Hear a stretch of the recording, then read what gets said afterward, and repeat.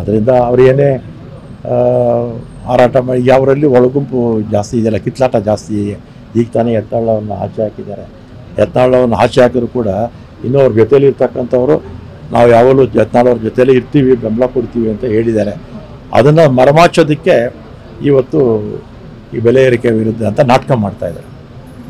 18 ಜನ ಶಾಸಕರನ್ನ ಸಸ್ಪೆಂಡ್ ಮಾಡಿದ್ರ ವಿರುದ್ಧ ಪಿತೂರಿ ಇದೆ, ವಕ್ಫ್ ಮಸೂದೆ ಇದು ಮಾಡೋದಕ್ಕೆ, ಜೊತೆಗೆ ಇವರು ಒಂದು ಕಾದರ್ ಅವರು ಮಂತ್ರಿ ಸ್ಥಾನ ಪಡೆಯೋದಕ್ಕೆ 18 ಜನರ ಮೇಲೆ ಈಗ 18 ಜನ ವಿಪಕ್ಷದ ಶಾಸಕರನ್ನು ಆಚೆ ಹಾಕಿದ್ರು.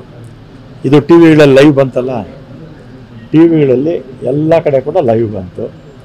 ಇವರು ಹೋಗಿ ಸಭಾಪತಿ ಸ್ಥಾನದ ಹತ್ರ ಲೆಫ್ಟಲ್ಲಿ, ರೈಟಲ್ಲಿ, ಎಡಗಡೆ ಬಲಗಡೆ ನಿಂತಿದ್ರೋ ಇಲ್ವೋ ಅಲ್ವಾ? ಯಾವತ್ತನ ಈ ಥರದ ಹಿಸ್ಟ್ರಿ ನಮ್ಮ ವಿಧಾನಸಭೆ ಚರಿತ್ರೆಯಲ್ಲಿ ಈ ಥರ ಯಾರನ್ನ ಹೋಗಿ ವೇದಿಕೆ ಮೇಲೆ ಹತ್ತಿದ್ರ, ಸಭಾಪತಿ ಪೀಠದ ಮೇಲೆ ಹತ್ತಿದ್ರ? ನಾಚಿಕೆ ಆಗಬೇಕು ಅವ್ರಿಗೆ.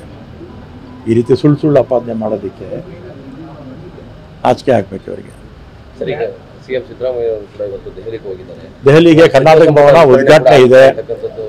ಕರ್ನಾಟಕ ಭವನದ ಹೊಸ ಕಟ್ಟಡದ ಉದ್ಘಾಟನೆ, ಅದಕ್ಕೆ ಹೋಗಿದ್ದಾರೆ.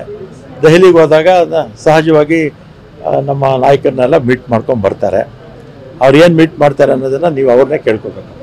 ಹಲವಾರು ಜನರನ್ನ ಕೋಪ್ ಕೊಟ್ಟು ಸುಮ್ಮನೆ ಕಳಿಸ್ಕೊಡ್ತಾರೆ ಅಂತಕ್ಕಂಥದ್ದು ನನಗೆ ಅದ್ರ ಬಗ್ಗೆ ಮಾಹಿತಿ ಇಲ್ಲ.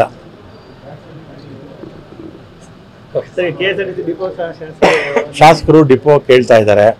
ಹಿಂದೆ ಬಸ್ ಸ್ಟ್ಯಾಂಡು ನಾನು ಸಾರಿಗೆ ಇಲಾಖೆ ಸಚಿವನಾಗಿದ್ದಾಗಲೇ ಗುದ್ಲಿ ಪೂಜೆ ಮಾಡಿದ್ವಿ, ಆಮೇಲೆ ಉದ್ಘಾಟನೆ ಆಯ್ತದು. ಈಗ ಡಿಪೋ ನಗರ ಮಧ್ಯದಲ್ಲಿ ಎಲ್ಲ ಒಳ್ಳೆ ಜಾಗ ಕೊಡ್ತೀನಿ ಅಂತ ಹೇಳಿದ್ದಾರೆ. BMTC ಬಸ್ ಸ್ಟ್ಯಾಂಡ್ ಇದೆ, KSRTC ಬೇಕು ಅಂತ ಹೇಳ್ತಾ ಇದ್ದಾರೆ.